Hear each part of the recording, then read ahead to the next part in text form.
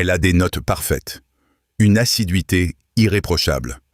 Ses professeurs la décrivent comme une élève modèle, polie, disciplinée, quelqu'un qui rend simplement les salles de classe meilleures par sa seule présence.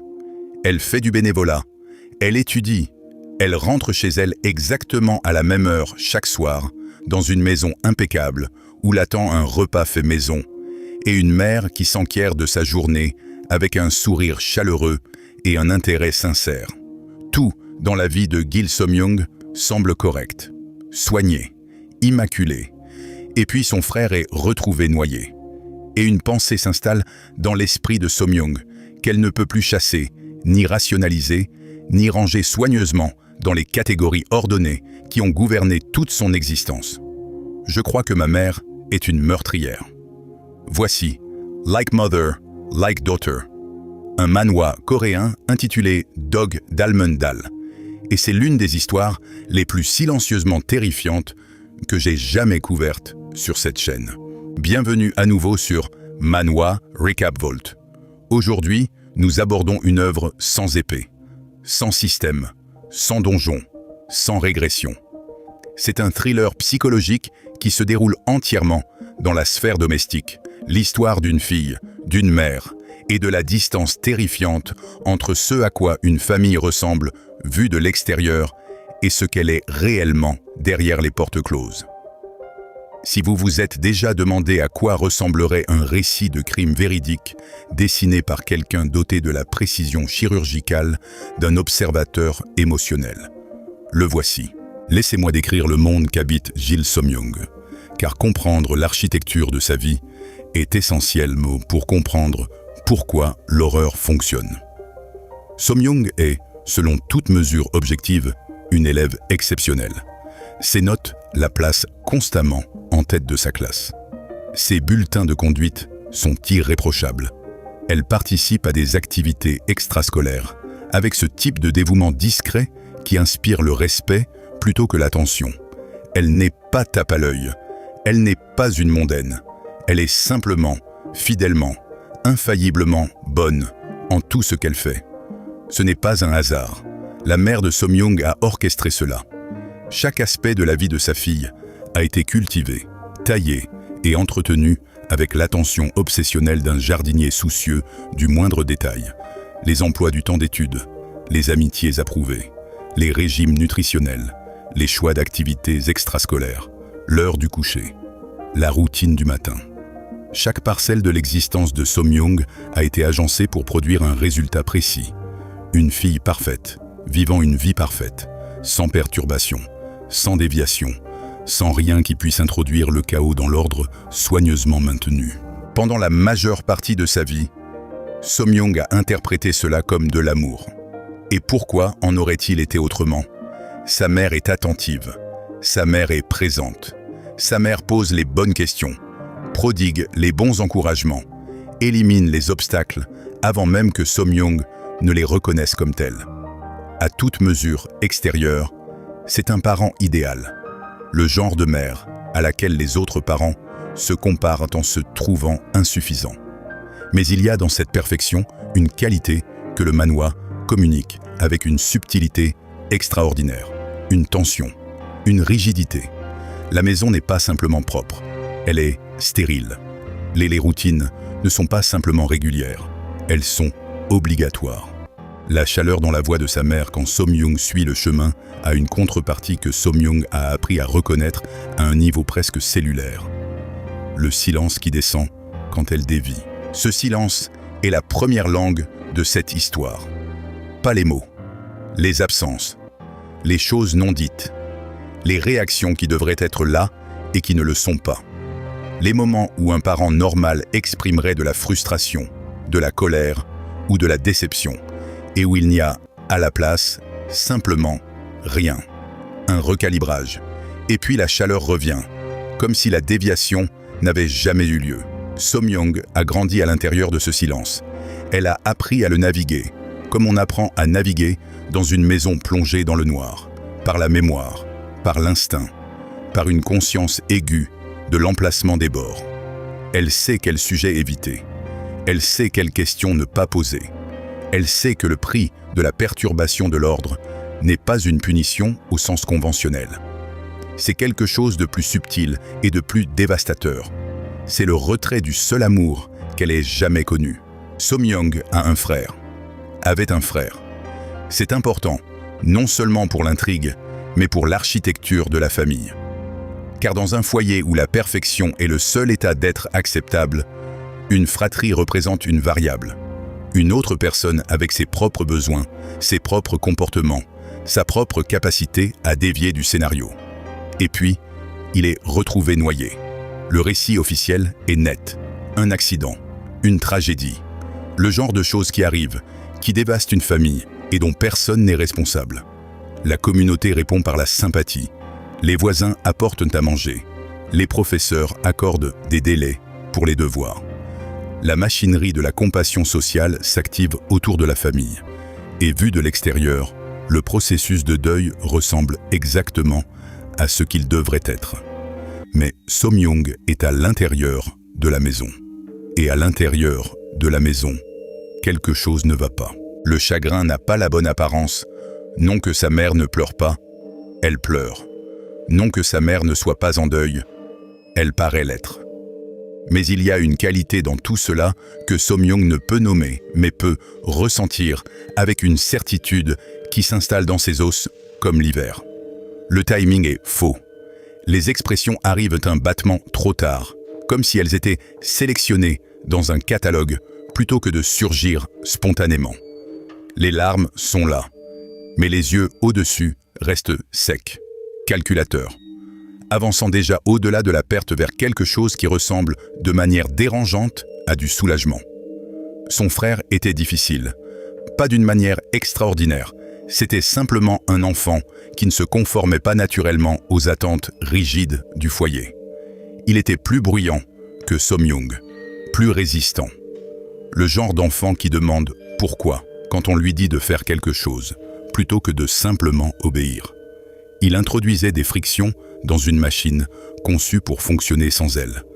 Et maintenant, il n'est plus là. Et la machine tourne plus rond.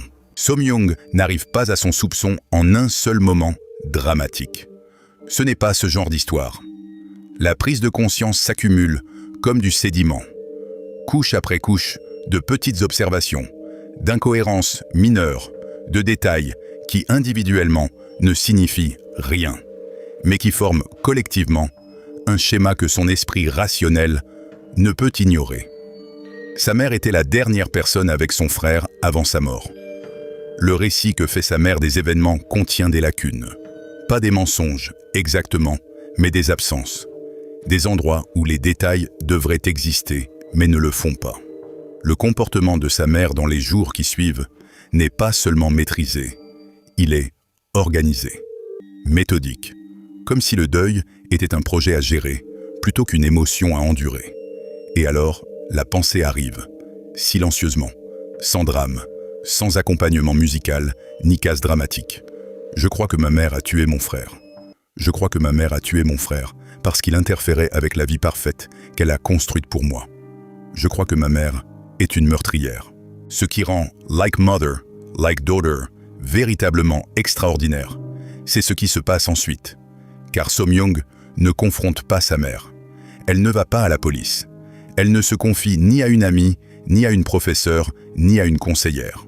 Elle enquête, silencieusement, méthodiquement, avec la même précision disciplinée qui fait d'elle une élève parfaite. Et c'est là que le manhwa devient suffocant, dans le meilleur sens possible, car So-myung doit mener son enquête tout en vivant dans la même maison que la personne sur laquelle elle enquête, en partageant des repas en face d'elle, en acceptant de l'aide pour ses devoirs, en lui souhaitant bonne nuit, en accomplissant les rituels d'une relation aimante entre mère et fille, tout en cataloguant intérieurement les preuves que la femme qui l'a élevé a peut-être assassiné son propre fils. Cette double performance est insoutenable à observer. Chaque interaction entre So-myung et sa mère se charge d'un sous-texte si dense qu'il en est presque insupportable. Une simple question. Comment s'est passée ta journée à l'école ? Porte le poids d'un interrogatoire. Un commentaire anodin sur le dîner devient un test. Sa mère sonde-t-elle pour savoir si Som-young soupçonne quelque chose? La chaleur est-elle sincère ou stratégique? L'amour est-il réel ou s'agit-il d'un protocole de confinement? Som-young commence à regarder en arrière. Pas seulement la mort de son frère, mais chaque personne gênante qui a quitté sa vie au fil des années. L'ami qui a soudainement déménagé après un désaccord. La professeure qui a été mutée en milieu de semestre après avoir donné une mauvaise note à Som-young. Le voisin qui s'était plaint du bruit et qui a simplement cessé d'être là. Aucun de ces départs ne semblait suspect sur le moment. Les gens déménagent. Les professeurs sont mutés. Les voisins partent. La vie est faite d'allées et venues ordinaires qui n'exigent aucune explication. Mais quand vous les placez sur une chronologie aux côtés du schéma de la vie de Som-young, la trajectoire ininterrompue de la réussite scolaire, l'absence de tout obstacle durable, l'élimination systématique de chaque source de friction. L'image change.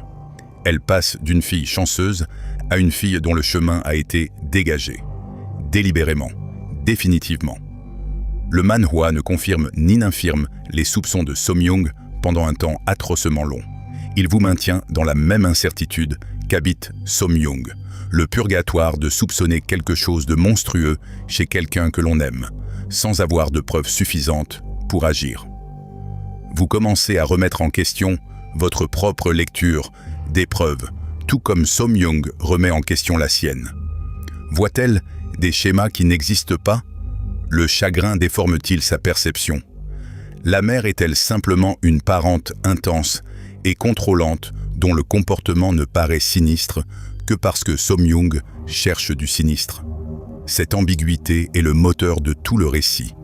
Et le manhwa la chevauche avec une discipline extraordinaire, ne s'effondrant jamais dans des réponses faciles, ne fournissant jamais la clarté cathartique qui vous laisserait vous installer dans une interprétation confortable. Voilà ce qui rend cette histoire différente de toute horreur manhwa, de tout thriller, de toute fantaisie de vengeance sur la plateforme.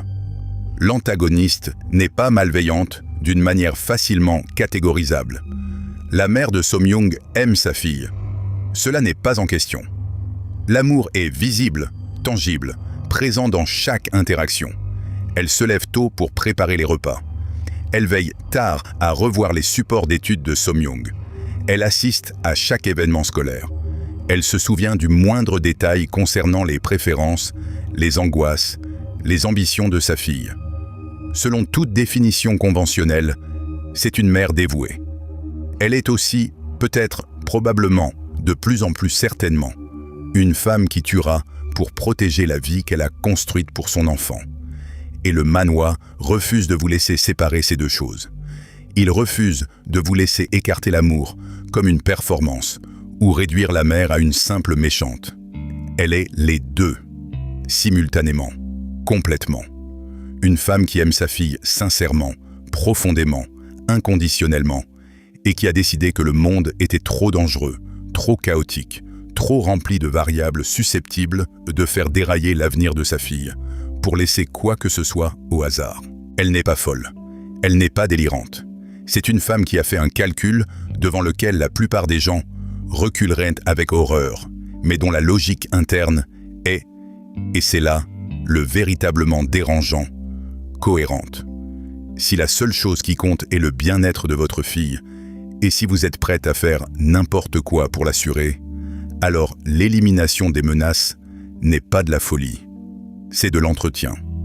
Ce cadrage est ce qui élève le manhwa d'un bon thriller à quelque chose de véritablement littéraire, car il vous force à demeurer avec l'inconfort de comprendre le raisonnement d'un monstre, pas d'y adhérer, de le comprendre, et de reconnaître avec une horreur silencieuse et persistante que la distance entre l'amour et la pathologie n'est pas toujours aussi vaste qu'on aimerait le croire. Som-young est piégé non par des murs ou des serrures, mais par l'affection. Comment échappe-t-on à quelqu'un qui vous aime aussi complètement? Comment combat-on un ennemi qui croit sincèrement que tout ce qu'il a fait, il l'a fait pour vous? Comment condamne-t-on quelqu'un dont le seul crime selon ses propres comptes, et d'aimer son enfant trop fort. La complexité psychologique de cette dynamique est extraordinaire. So-myung ressent de la culpabilité à soupçonner sa mère. Elle ressent de la gratitude pour la vie que sa mère lui a offerte. Elle ressent de la rage face à ce que cette vie a peut-être coûté. Elle ressent du chagrin pour un frère qui a peut-être été tué pour que son chemin reste dégagé. Et toutes ces émotions coexistent simultanément, sans résolution, créant un paysage intérieur aussi tourmenté que tout ce que le genre peut offrir. Ce n'est pas une histoire dans laquelle la protagoniste rassemble des preuves, confronte la méchante et obtient justice. C'est l'histoire d'une fille qui réalise lentement que la personne qui l'a façonnée est aussi la personne qu'elle devra peut-être détruire, et le poids insoutenable de cette connaissance. Au fil des 156 chapitres de l'histoire, la dynamique entre So-myung et sa mère évolue vers quelque chose qui ressemble à une partie d'échecs jouée entièrement en sous-texte. L'enquête de So-myung devient plus délibérée. Elle commence à tester les limites, en introduisant de petites perturbations dans l'ordre parfait du foyer pour observer la réaction de sa mère. Une amitié avec quelqu'un que sa mère n'a pas approuvé. Une légère baisse de notes. Une absence inexpliquée à une activité extrascolaire. Chaque déviation est une sonde, conçue pour mesurer le seuil à partir duquel les instincts protecteurs de sa mère s'activent. Et sa mère répond. Pas avec colère, pas avec confrontation, avec des ajustements, des corrections subtiles, presque invisibles, à l'environnement autour de So-myung. L'ami non approuvé rencontre des difficultés. L'anomalie de notes attire un tuteur que So-myung n'avait pas demandé. L'activité manquée est remplacée en douceur par autre chose, que sa mère juge plus appropriée. La précision de ces interventions est ce qui les rend terrifiantes. Il n'y a aucune main visible, aucune instruction directe, aucun moment où sa mère dirait « j'ai fait cela ». Le monde se reconfigure simplement autour des déviations de So-myung, les corrigeant avec l'efficacité silencieuse d'un système immunitaire éliminant des corps étrangers. Et So-myung commence à comprendre quelque chose qui change tout le paysage de l'histoire. Elle n'enquête pas simplement sur les actes passés de sa mère. Elle vit à l'intérieur d'une opération en cours. L'élimination des menaces n'est pas quelque chose qui s'est produit et s'est arrêté. C'est continu, actif. Sa mère n'est pas une tueuse à la retraite, hantée par son passé.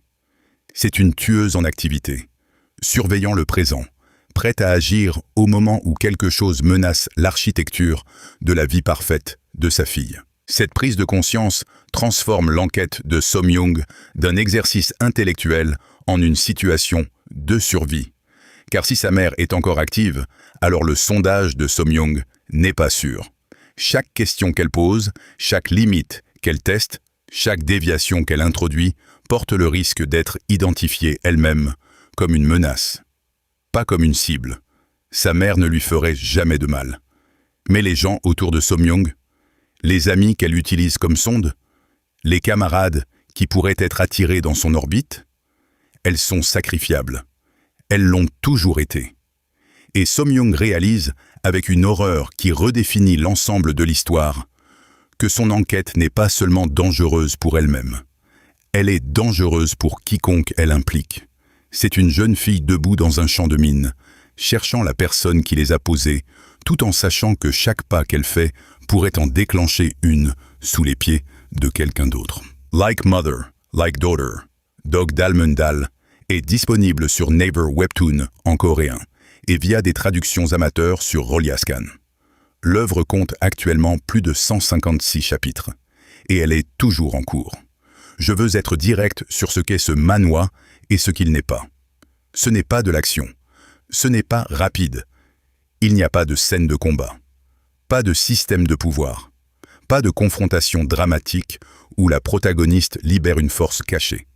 C'est un thriller psychologique à combustion lente, au sens le plus vrai du terme.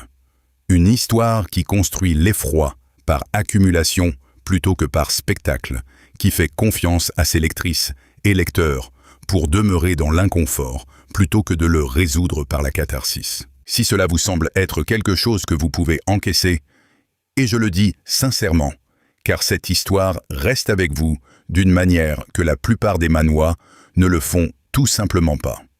Alors, je ne saurais trop vous la recommander. C'est l'un des plus beaux thrillers psychologiques du médium. Le vide laissé par les protagonistes féminines dans le contenu manhwa est réel, et des histoires, comme celle-ci, démontrent précisément pourquoi ce vide doit être comblé. Si vous voulez voir plus d'histoires comme l'air au Pulamwal comme celle-ci, thriller, horreur psychologique, récits portés par des femmes qui rompent avec la formule standard, faites-le moi savoir dans les commentaires. Manhwa Recap Vault couvre les histoires les plus captivantes du genre, chaque semaine. Abonnez-vous si vous voulez être là pour la prochaine. Merci de votre attention. Rendez-vous au prochain épisode.